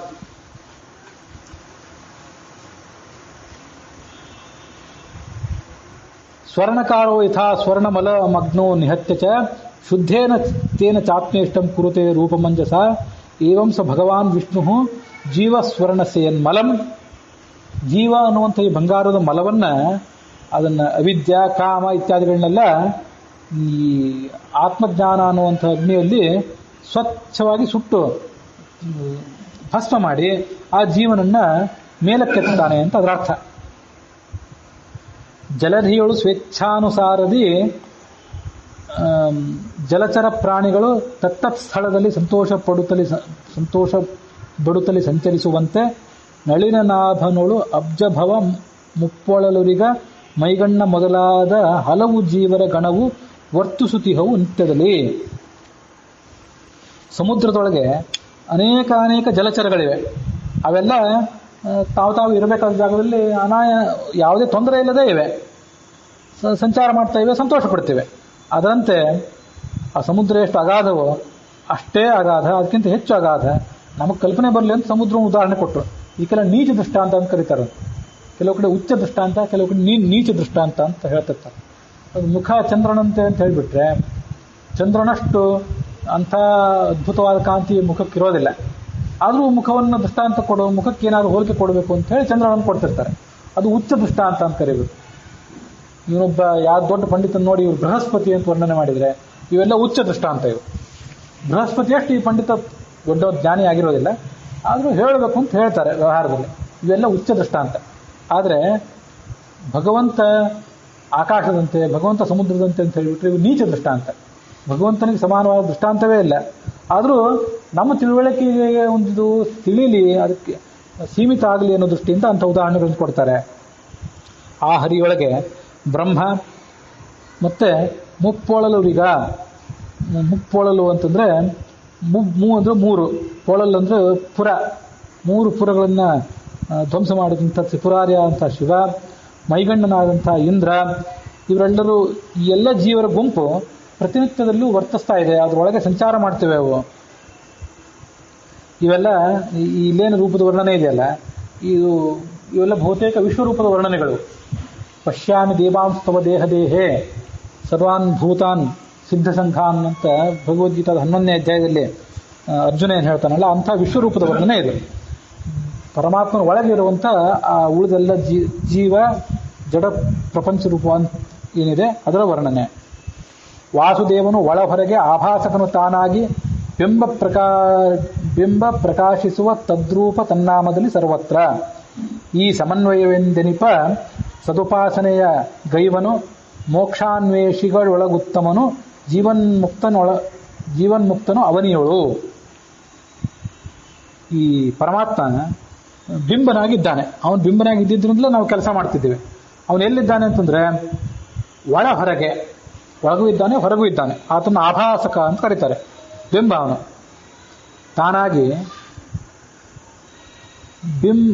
ತಾನಾಗಿ ಬಿಂಬ ಪ್ರಕಾಶಿಸುವ, ಅವನು ಎಲ್ಲ ಕಡೆ ಪ್ರಕಾಶಿಸುತ್ತಿದ್ದಾನೆ.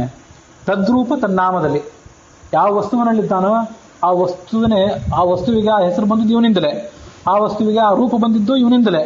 ಇದು ಸರ್ವತ್ರ, ಇದಕ್ಕೊಂದು ಅಪವಾದವೇ ಇಲ್ಲ. ಎಲ್ಲ ಕಡೆ ಅವನಿದ್ದಾನೆ.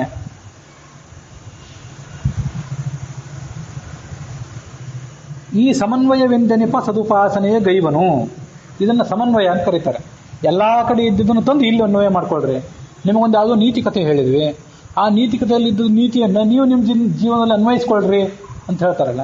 ಅನ್ವಯ ಅಂದ್ರೆ ಅದು ಬೇರೆ ಕಡೆ ಎಲ್ಲೋ ಹೇಳಿದ್ದನ್ನು ತಂದು ಈ ಪ್ರಕೃತಿ ವಿಷಯಕ್ಕೆ ಹೊಂದಾಣಿಕೆ ಮಾಡ್ಕೊಳ್ಳೋದು, ಇದಕ್ಕೆ ಅನ್ವಯ ಅಂತ ಕರೀತಾರೆ. ಅದರಂತೆ ಇದನ್ನ ಸಮನ್ವಯ ಉಪಾಸನೆ ಅಂತ ಕರೀತಾರೆ. ಈ ಸಮನ್ವಯವೆಂದೆನಿಪ ಸದುಪಾಸನೆಯ ಗೈವನು, ಎಲ್ಲಾ ಕಡೆ ಇರುವಂತಹ ಭಗವಂತನೇ ಇಲ್ಲಿ ಒಳಗೂ ಇದ್ದಾನೆ ಅಂತ ಹೀಗೆ ತಿಳ್ಕೊಳ್ಳೋದಕ್ಕೆ ಸಮನ್ವಯ ಉಪಾಸನೆ ಅಂತ ಹೀಗೆ ವರ್ಣನೆ ಮಾಡ್ತಾರೆ.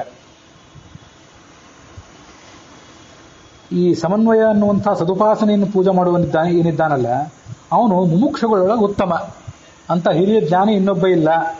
ಈ ಭೂಮಿಯೊಳಗೆ ಅವನು ಜೀವನ್ಮುಕ್ತ. ಇನ್ನವನಿಗೆ ಮುಕ್ತಿ ಆಗಬೇಕು ಅಂದರೆ ನಿಶ್ಚಿತ ಆಗಿದೆ ಮುಕ್ತಿ. ಇನ್ನು ಯಾವಾಗ ಹೋಗಬೇಕು ಅಂತ ಕಾಲ ಕಾಯುತ್ತಿದ್ದಾನಷ್ಟೇ. ಮುಕ್ತಿಗೆ ಹೋಗ್ತಾನೋ ಇಲ್ಲೋ ಅಂತ ದಗುಡ ಆತಂಕ ಇಲ್ಲವೇ ಇಲ್ಲ ಅವನಿಗೆ. ಭೋಗ್ಯ ವಸ್ತುಗಳೊಳಗೆ ಯೋಗ್ಯಾಯೋಗ್ಯ ರಸಗಳನ್ನರಿತು ಯೋಗ್ಯಾಯೋಗ್ಯರಲ್ಲಿ ನೆಲೆಸಿಪ್ಪ ಹರಿಗೆ ಸಮರ್ಪಿಸು ಅನುದಿನದಿ. ಭಾಗ್ಯ ಬಡತನ ಬರಲು ಹಿಗ್ಗದೆ ಕುಗ್ಗಿ ಸೊರಗದೆ ಸದ್ಭಕುತಿ ವೈರಾಗ್ಯಗಳ ನೀ ಮಾಡು ನಿರ್ಭಾಗ್ಯರ ಅನುಸರಿಸದಲೇ. ಈ ಜಗತ್ತಿನಲ್ಲಿ ಅನೇಕ ವಸ್ತುಗಳು ನಮ್ಮ ಎದುರಿಗಿವೆ. ನಾವು ಅವುಗಳನ್ನು ಅನುಭವಿಸುವಂಥ ಪ್ರಸಂಗ ಬರ್ತದೆ. ಅವುಗಳಲ್ಲಿ ಯೋಗ್ಯವಾದ್ಯಾವುದು ಅಯೋಗ್ಯವಾದ್ಯಾವುದು ಅಂತ ಸರಿಯಾಗಿ ತಿಳ್ಕೊಳ್ಬೇಕು ಮನುಷ್ಯ. ಯಾವುದನ್ನು ಅನುಭವಿಸಬೇಕು, ಯಾವುದನ್ನು ಪರಿತ್ಯಾಗ ಮಾಡಬೇಕು ಅಂತ. ಮತ್ತು ಅವುಗಳನ್ನು ಭಗವಂತನಿಗೆ ಅರ್ಪಣೆ ಮಾಡಬೇಕು. ಆ ಭಗವಂತನಿಗೆ ಹೇಗೆ ಅರ್ಪಣೆ ಮಾಡಬೇಕು? ಅವನು ಎಲ್ಲ ಕಡೆ ಇದ್ದಾನೆ. ಯೋಗ್ಯ ಸಜ್ಜನರಲ್ಲೂ ಇದ್ದಾನೆ, ದುರ್ಜನರಲ್ಲೂ ಇದ್ದಾನೆ. ಭೋಗ್ಯ ವಸ್ತುಗಳೊಳಗೆ ಯೋಗ್ಯಾಯೋಗ್ಯ ರಸಗಳನ್ನು ಅರಿತು ತಿಳಿದು ಯೋಗ್ಯಾಯೋಗ್ಯರಲ್ಲಿ ನೆಲೆಸಿಪ್ಪ ಹರಿಗೆ ಸಮರ್ಪಿಸು, ನೀನು ಸಮರ್ಪಣೆ ಮಾಡುವ. ಭಾಗ್ಯ ಬಡತನ, ಭಾಗ್ಯ ಬಂದರೂ ಹಿಗ್ಗಬೇಡ, ಬಡತನ ಬಂದರೆ ಕುಗ್ಗಬೇಡ, ಸೊರಗಬೇಡ. ಸದ್ಭಕುತಿ ವೈರಾಗ್ಯಗಳನ್ನು ನೀ ಮಾಡು. ನಿನಗೇನು ಜ್ಞಾನ ಭಕ್ತಿ ವೈರಾಗ್ಯ ಇದನ್ನೇ ಆಚರಣೆ ಮಾಡು. ನಿರ್ಭಾಗ್ಯರನ್ನು ಅನುಸರಣೆ ಮಾಡಬೇಡ, ಯಾರನ್ನೂ ಹೋಗಿ ಕೇಳಬೇಡ. ಯಾಕೆಂದ್ರೆ ಅವರೇನು ಕೊಟ್ಟಾರು? ಅವರೇ ಸ್ವತಃ ದುರದೃಷ್ಟಶಾಲಿಗಳು. ಅವರಿಗೆ ಸ್ವತಃ ಯಾವುದೇ ಭಾಗ್ಯ ಇಲ್ಲ. ನಿಮ್ಮ ಹತ್ರ ₹1 ಇದ್ರೆ ಅವ್ರ ಹತ್ರ 2 ಇದ್ದಿರ್ಬೋದು ಅಷ್ಟೇ ಹೊರತು ಅವರು ಮತ್ತು ₹10 ಸಂಕಟ ಪಡುವವರೇ, ಆಸೆ ಪಡುವವರೇ. ಹಾಗಾಗಿ ಅವರೇ ನಿರ್ಭಾಗ್ಯ ಇರುವಂತಾದ್ಮೇಲೆ ಮತ್ತೊಬ್ಬರನ್ನ ಯಾಕೆ ಹೋಗಿ ಕೇಳಬೇಕು? ಸ್ಥಳಜ ಅದ್ರಿಗಳಲ್ಲಿ ಜನಿಸುವ ಫಲ ಸುಪುಷ್ಪಜ ಗಂಧರಸ ಶ್ರೀ ತುಳಸಿ ಮೊದಲಾದ ಅಖಿಲ ಪೂಜಾ ಸಾಧನ ಪದಾರ್ಥ ಹಲವು ಬಗೆಯಿಂದ ಅರ್ಪಿಸುತ್ತ ಬಾಂಬೊಳೆಯ ಜನಕಗೆ ನಿತ್ಯದಿ ತಿಳಿಯುವುದಿದು ವ್ಯತಿರೇಕ ಪೂಜೆಗಳೆಂದು ಕೋವಿದರು. ವ್ಯತಿರೇಕ ಪೂಜೆ ಅಂತ ಒಂದು ಪೂಜಾ ವಿಧಾನ ಇದೆ. ಅದನ್ನು ಈಗಿಲ್ಲಿ ಹೇಳ್ತಾರೆ. ಈ ನೆಲದಲ್ಲಿ ಅಂದರೆ ಭೂಮಿಯಲ್ಲಿ, ಜಲದಲ್ಲಿ ಅಂದರೆ ನೀರಿನಲ್ಲಿ, ಬೆಟ್ಟದಲ್ಲಿ ಇಲ್ಲಿ ಹುಟ್ಟುವಂಥ ಹಣ್ಣು ಮತ್ತು ಒಳ್ಳೆ ನಾನಾ ಥರದ ಹೂಗಳು, ಅವುಗಳಿಂದ ಹೊರಹೊಮ್ಮುವಂಥ ಗಂಧ ಮತ್ತು ಆ ಹಣ್ಣುಗಳಲ್ಲಿ ಸಿಗುವಂಥ ರಸ, ತುಳಸಿ, ಇವೆಲ್ಲ ವಸ್ತುಗಳನ್ನು ಪ್ರಕೃತಿ ನಮಗೆ ಒದಗಿಸಿದೆ. ಅವೆಲ್ಲ ಪೂಜಾ ಸಾಧನ ಪದಾರ್ಥಗಳು. ಅವುಗಳನ್ನು ಭಗವಂತನಿಗೆ ಅರ್ಪಣೆ ಮಾಡ್ತಾ ಇರಬೇಕು. ಭಗವಂತ ಗಂಗಾ ನದಿಗೆ ಜನಕ. ಶ್ರೀ ತುಳಸಿ ಮೊದಲಾದ ಅಖಿಲ ಪೂಜಾ ಸಾಧನ ಪದಾರ್ಥಗಳನ್ನು ಹಲವು ಬಗೆಯಿಂದ ಅರ್ಪಿಸುತ್ತಾ ಯಾರಿಗೆ? ಬಾಂಬೊಳೆ ಜನಕಗೆ. ಬಾನು ಅಂದರೆ ಆಕಾಶ, ಅದರಲ್ಲಿರುವಂಥ ಹೊಳೆ ಅಂದರೆ ಆಕಾಶಗಂಗಾ, ಅದರ ಜನಕನಿಗೆ ನಿತ್ಯ ಅರ್ಪಿಸು. ತಿಳಿಯುವುದಿದು ವ್ಯತಿರೇಕ ಪೂಜೆ. ಇದನ್ನು ವ್ಯತಿರೇಕ ಪೂಜೆ ಅಂತ ತಿಳಿದುಕೋ. ನಾನಾ ಥರದ ವಸ್ತುಗಳಲ್ಲಿ ಈ ಹರಿ ಬೇರೆ ಬೇರೆ ವಸ್ತುಗಳಿಂದ, ಬೇರೆ ಬೇರೆ ಹೆಸರುಗಳಿಂದ ಇದ್ದಾನೆ, ಬೇರೆ ಬೇರೆ ರೂಪಗಳಿಂದ ಇದ್ದಾನೆ ಅಂತ ಅನ್ನೋದನ್ನು ತಿಳ್ಕೊಳ್ಬೇಕಂತ. ಹಾಗೆ ತಿಳ್ಕೊಂಡು ಆ ಎಲ್ಲ ವಸ್ತುಗಳನ್ನು ಅವನಿಗೆ ಅರ್ಪಣೆ ಮಾಡೋದೇನಿದೆ ಅದನ್ನೇ ವ್ಯತಿರೇಕ ಪೂಜಾ ಅಂತ ಕರೀತಾರೆ. ಈ ನೆಲದಲ್ಲಿ ಬೆಳೆಯುವಂಥ, ಜಲದಲ್ಲಿ ಬೆಳೆಯುವಂಥ, ಬೆಟ್ಟದಲ್ಲಿ ಹುಟ್ಟುವಂಥ ಹೂವು, ಹಣ್ಣು, ನೀರು, ಗಂಧ, ರಸ, ತುಳಸಿ, ಇವೆಲ್ಲ ಬೇರೆ ಬೇರೆ ಪದಾರ್ಥಗಳು. ಅಲ್ಲೆಲ್ಲ ಭಗವಂತ ಇದ್ದಾನೆ. ಅವನಿಗೆ ನಾವಿದನ್ನು ಅರ್ಪಣೆ ಮಾಡ್ತೀವಿ. ಅಲ್ಲೆಲ್ಲ ಭಗವಂತನ ರೂಪಗಳಿವೆ ಅಂತ ಹೀಗೆ ತಿಳ್ಕೊಂಡ್ಬಿಟ್ರೆ ಅದನ್ನೇ ವ್ಯತಿರೇಕ ಪೂಜೆ ಅಂತ ಹೀಗೆ ಕರೀತಾರೆ. ಶ್ರೀಕರಣ ಸರ್ವತ್ರದಲ್ಲಿ ಅವಲೋಕಿಸುತ್ತ ಗುಣ ರೂಪ ಕ್ರಿಯೆ ವ್ಯತಿರೇಕ ತಿಳಿಯದೆ ಅನ್ವಯಿಸು ಬಿಂಬನಲ್ಲಿ ಮರೆಯದೆ ಸ್ವೀಕರಿಸುವನು ಕರುಣದಿಂದ ನಿರಾಕರಿಸದೆ ಕೃಪಾಳು ಭಕ್ತರ ಶೋಕಗಳ ಪರಿಹರಿಸಿ ಸುಖವಿತ್ತು ಅನವರತವ ಪೊರೆವ. ಶ್ರೀಕರ, ಇವನು ಸಂಪತ್ಕರ, ಎಲ್ಲ ಭಕ್ತರಿಗೆ ಸಂಪತ್ತನ್ನು ಕೊಡುವಂಥವನು. ಅವನನ್ನು ನಾವೆಲ್ಲ ಕಡೆ ಕಾಣಬೇಕು ಮತ್ತು ಅವನ ಗುಣ ರೂಪ ಕ್ರಿಯೆಗಳನ್ನು ಅರಿತುಕೊಳ್ಬೇಕು ಮನುಷ್ಯ. ಮತ್ತು ಅವನಲ್ಲಿರುವಂತಹ ಗುಣ ಕ್ರಿಯೆ ಇತ್ಯಾದಿಗಳು ಭಿನ್ನ ಅಲ್ಲ. ಅವನಲ್ಲಿರುವಂತಹ ಗುಣ ರೂಪ ಕ್ರಿಯಾ, ಅವನ ಮಹಿಮೆ ಇದೆಲ್ಲವೂ ಕೂಡ ಆತನಿಂದ ಅಭಿನ್ನ. ಆತನ ವ್ಯಕ್ತಿತ್ವದಿಂದ ಅದನ್ನು ಬೇರ್ಪಡಿಸ್ಲಿಕ್ಕೆ ಸಾಧ್ಯವೇ ಇಲ್ಲ ಅನ್ನೋದನ್ನು ತಿಳ್ಕೊಳ್ಬೇಕು. ಗುಣ ರೂಪ ಕ್ರಿಯೆ ವ್ಯತಿರೇಕ ತಿಳಿಯದೆ, ವ್ಯತಿರೇಕ ಅಂದರೆ ಭೇದ, ಅದನ್ನು ತಿಳ್ಕೊಳ್ಬಾರ್ದು. ತಿಳಿಯದೆ ಅನ್ವಯಿಸು ಬಿಂಬನಲ್ಲಿ, ಈ ಒಳಗೆ ಬಿಂಬರೂಪ ಪರಮಾತ್ಮ ಇದ್ದಾನಲ್ಲ ಅವನಲ್ಲಿ ಆ ಎಲ್ಲ ಗುಣಗಳು ಇವೆ ಅಂತ ತಿಳ್ಕೊಳ್ಬೇಕು. ಇದೇ ವ್ಯತಿರೇಕ. ಅನ್ವಯಿಸಬೇಕು ಮತ್ತು ಕೃಪಾಳವಾದಂಥ ಅವನು ಕರುಣೆಯಿಂದ ಏನನ್ನ ಕೊಟ್ಟಿರ್ತಾನೆ ಅದನ್ನು ಸ್ವೀಕಾರ ಮಾಡಬೇಕು. ಅವನು ಕರುಣದಿಂದ ನಿರಾಕರಿಸದೆ ಕೃಪಾಳು ಭಕ್ತರ ಶೋಕಗಳು ಪರಿಹರಿಸಿ. ಇಷ್ಟು ನಾವು ತಿಳ್ಕೊಂಡ್ಬಿಟ್ರೆ ಅವನು ಕೃಪಾಳುವಾದ್ರಿಂದ ಭಕ್ತರ ಶೋಕಗಳನ್ನು ಪರಿಹಾರ ಮಾಡ್ತಾನೆ ಮತ್ತು ಸುಖ ಕೊಟ್ಟು ಅವರನ್ನ ಕಾಪಾಡ್ತಾನೆ. ಇದು ಅವನ ಹೊಣೆ. ಇನಿತು ವ್ಯತಿರೇಕಾನ್ವಯಗಳೆಂದೆನಿಪ ಪೂಜಾ ವಿಧಿಗಳನ್ನೇ ತಿಳಿಯುವುದು ಅನಿಮಿಶೇಷನ ತೃಪ್ತಿಪಡಿಸುತ್ತಲಿರು ನಿರಂತರದಿ. ಘನಮಹಿಮ ಕೈಗೊಂಡು ಸ್ಥಿತಿ ಮೃತಿ ಜನುಮಗಳ ಪರಿಹರಿಸಿ ಸೇವಕ ಜನರೊಳಿಟ್ಟಾಡಿ ಇಟ್ಟು ಆನಂದಪಡಿಸುವ ಭಕ್ತವತ್ಸಲನು. ಇದು ವ್ಯತಿರೇಕ ಪೂಜಾ ಮತ್ತು ಅನ್ವಯ ಪೂಜಾ. ಎಲ್ಲ ಕಡೆ ಬೇರೆ ಬೇರೆ ಬೇರೆ ಬೇರೆ ವಸ್ತುಗಳಲ್ಲಿ ಬೇರೆ ಬೇರೆ ಹೆಸರಿನಿಂದ ಬೇರೆ ಬೇರೆ ರೂಪದಿಂದ ಭಗವಂತ ಇದ್ದಾನೆ. ಅವನಿಗೆ ಅವೆಲ್ಲವುಗಳನ್ನು ಅವನಿಗೆ ಅರ್ಪಣೆ ಮಾಡಬೇಕು. ಮತ್ತು ಶ್ರೀಹರಿಯ ಗುಣರೂಪಗಳಲ್ಲಿ ಯಾವುದೇ ವ್ಯತ್ಯಾಸವನ್ನು ಕಾಣಬಾರದು. ಇವು ವ್ಯತಿರೇಕ ಪೂಜಾ ಮತ್ತು ಅನ್ವಯ ಪೂಜಾ ಅಂತ ಕರೀತಾರೆ. ಅದಕ್ಕಾಗಿ ನೈವೇದ್ಯ ಮಾಡುವಾಗ ಆ ನೈವೇದ್ಯದ ಇಟ್ಟಂತಹ ವಸ್ತುಗಳಲ್ಲಿ ನನ್ನೊಳಗೆ ಹೀಗೆ ಎಲ್ಲ ಕಡೆ ಮತ್ತು ಪ್ರತಿಮಾದಲ್ಲಿ ಎಲ್ಲ ಕಡೆ ಇರುವಂಥ ರೂಪಗಳು ಒಂದೇ, ಅಲ್ಲಿರುವಂತಹ ಗುಣ ಕ್ರಿಯಾ ವೈಭವಗಳಲ್ಲಿ ವ್ಯತ್ಯಾಸ ಇಲ್ಲ ಅಂತ ಆಲೋಚನೆ ಮಾಡಬೇಕಾದ್ದೆಲ್ಲ ಇದೇ ದೃಷ್ಟಿಯಿಂದಲೇ. ಬಗೆ ಬಗೆಯ ವಸ್ತುಗಳಲ್ಲಿ ನಾನಾ ರೂಪದಿಂದ ಇದ್ದಾನೆ ಭಗವಂತ ಅಂತ ತಿಳ್ಕೊಂಡು ಅವನಿಗೆ ಅರ್ಪಣೆ ಮಾಡಿಬಿಟ್ಟಿರೋದು ವ್ಯತಿರೇಕ ಪೂಜಾ. ಆ ಗುಣ ರೂಪ ಕ್ರಿಯೆಗಳಲ್ಲಿ ಭೇದ ತಿಳ್ಕೊಳ್ಳದೇನೆ ಅಭೇದವನ್ನೇ ಆಲೋಚನೆ ಮಾಡಿಬಿಟ್ರೆ ಅದು ಅನ್ವಯ ಪೂಜಾ ಅಂತ ಕರೆಸ್ಕೋತದೆ. ಈ ವ್ಯತಿರೇಕ ಅನ್ವಯ ಅನ್ಸ್ಕೊಂಡಿರುವಂತಹ ಪೂಜಾ ವಿಧಿಗಳನ್ನು ತಿಳ್ಕೊಂಡು ಅನಿಮಿಶೇಷನ ದೇವತೆಗಳಿಗೆ ಅಧಿಪತಿಯಾದಂತಹ ಭಗವಂತನನ್ನು ತೃಪ್ತಿಪಡಿಸು. ಉಳಿದವ್ರನ್ನ ತೃಪ್ತಿಪಡಿಸ್ಲಿಕ್ಕೆ ಪ್ರಯತ್ನವೇ ಪಡಬೇಡ. ನಿರಂತರದಿ ಘನ ಮಹಿಮ, ಅವನ ಮಹಿಮೆಗೆ ಕೊನೆಯೇ ಇಲ್ಲ. ಅವನು ನೀನು ಕೊಟ್ಟದನ್ನು ಸ್ವೀಕಾರ ಮಾಡ್ತಾನೆ. ಸ್ಥಿತಿ ಮೃತಿ ಜನುಮಗಳ, ಸ್ಥಿತಿ ಅಂದರೆ ಈ ಜಗತ್ತಿನಲ್ಲಿ ನಮ್ಮ ಜೀವನ, ಮೃತಿ ಅಂದರೆ ಸಾವು, ಜನುಮ ಅಂದರೆ ಹುಟ್ಟು, ಇವುಗಳನ್ನು ಪರಿಹಾರ ಮಾಡ್ತಾನೆ. ಮತ್ತು ಸೇವಕ ಜನರು ಇಟ್ಟು ಆನಂದ ಪಡಿಸುವ, ನಮಗೆ ಆನಂದ ಕೊಡ್ತಾನೆ. ಹೇಗೆ ಆನಂದ ಕೊಡ್ತಾನೆ ಅಂತಂದ್ರೆ ಹಂಗೆ ಸುಮ್ಮನೆ ಕೂತಲ್ಲೇ ಆನಂದ ಕೊಡೋದಿಲ್ಲ. ತನ್ನ ಸೇವಕರು ನಮಗಿಂತ, ನಾವು ಭಗವಂತನನ್ನು ಉಪಾಸನೆ ಮಾಡಿದರೆ ನಮಗಿಂತ ದೊಡ್ಡ ಭಗವದ್ ಭಕ್ತರೇನಿದ್ದಾರಲ್ಲ ಅವ್ರ ನಡುವೆ ತಗೊಂಡೋಗಿ ಬಿಡ್ತಾನೆ. ಇದು ಆತ ನಮ್ಮನ್ನು ಕಾಪಾಡ್ತಿದ್ದಾನೆ, ನಮ್ಮ ಕಡೆ ಗಮನ ಕೊಟ್ಟಿದ್ದಾನೆ ಅನ್ನಲಿಕ್ಕೆ ಸಾಕ್ಷಿ. ನಮಗೆ ಗೊತ್ತಾಗೋದಿಲ್ಲ ಭಗವಂತ ನಮ್ಮನ್ನು ಕಾಪಾಡ್ತಿದ್ದಾನೆ ಅನ್ನಲಿಕ್ಕೆ ಏನು ಸಾಕ್ಷಿ. ನದೇವ ರಕ್ಷಂತಿ ದಂಡಪಾಲವತ್. ನಾವು ಯಾರು ಪೊಲೀಸರನ್ನು ತಂದೆ ತಾಯಿಗಳನ್ನ ಕರೆದು ಬಿಟ್ರೆ ಕೂಡಲೇ ಕೈಗಳು ದೊಣ್ಣೆ ತೊಗೊಂಡು ಬರ್ತಾರೆ, ಅವರು ಕಾಪಾಡ್ತೀವಿ ನಾವಿದ್ದೇವೆ ಬಂದ್ರೆ ಅಂತೇಳಿ. ಭಗವಂತನ ಕರೆದು ಬಿಟ್ಟರೆ ಕೂಡಲೇ ಶಂಖಚಕ್ರ ತೊಗೊಂಡು ಬರೋದಿಲ್ಲ, ಅಷ್ಟು ಸಾಧನ ನಾವು ಪಕ್ವ ಆಗಿಲ್ಲ. ಹಾಗಾದ್ರೆ ನಾವು ಮಾಡಿದ ಪ್ರಾರ್ಥನೆ ಅವನಿಗೆ ಮುಟ್ಟಿದೆ, ಅವನು ನಮ್ಮನ್ನು ಕಾಪಾಡಲಿಕ್ಕೆ ಪ್ರವೃತ್ತನಾಗಿದ್ದಾನೆ, ಮೊದಲನೇ ಹೆಜ್ಜೆ ಇಟ್ಟಿದ್ದಾನೆ ಅನ್ನಲಿಕ್ಕೆ ಏನು ಸಾಕ್ಷಿ ಅಂದರೆ ಸೇವಕ ಜನರು ಇಟ್ಟು ಆನಂದ ಪಡಿಸುವ. ಭಕ್ತ ಜನರು, ಸಾಧಕ ಜನರು, ಜ್ಞಾನಿಗಳ ನಡುವೆ ಸಂಪರ್ಕ ಸಿಕ್ಕಿದೆ ಅಂತಂದ್ರೆ ಅದು ಆತ ನಮ್ಮನ್ನು ಉದ್ಧಾರ ಮಾಡಲಿಕ್ಕೆ ಮೊದಲನೇ ಹೆಜ್ಜೆ ತಗೊಂಡಿದ್ದಾನೆ ಅಂತ ಅರ್ಥ. ಅದು ಸಾಕ್ಷಿ. ಇದನ್ನು ತಿಳ್ಕೊಳ್ಬೇಕು ಮನುಷ್ಯ. ಅದನ್ನು ತಿಳ್ಕೊಳ್ಳದೆ ನಮಗೆ ಸಂಪತ್ತು ಸಿಕ್ಕಿಲ್ಲ, ಅಂಥದ್ದು ಯಾವುದೋ ಸಿಕ್ಕಿಲ್ಲ, ಭಗವಂತ ನಮ್ಮ ಕಡೆ ಇನ್ನೂ ಕಣ್ಣೆತ್ತಿ ನೋಡಿಲ್ಲ ಅನ್ಕೋಬಾರ್ದು. ಜ್ಞಾನಿಗಳ ಸಂಪರ್ಕ ಸಿಕ್ತಾ, ಭಕ್ತ ಜನರ ಸಂಪರ್ಕ ಸಿಕ್ತಾ, ಸೇವಕ ಜನರ ಸಂಪರ್ಕ ಸಿಕ್ತು ಅಂದರೆ ಭಗವಂತ ನಮ್ಮನ್ನು ಆನಂದಪಡಿಸಲಿಕ್ಕೆ ಪ್ರವೃತ್ತನಾಗಿದ್ದಾನೆ, ಮೊದಲನೇ ಹೆಜ್ಜೆ ಇಟ್ಟಿದ್ದಾನೆ ಅಂತ ತಿಳ್ಕೊಂಡ್ಬಿಡ್ಬೇಕು.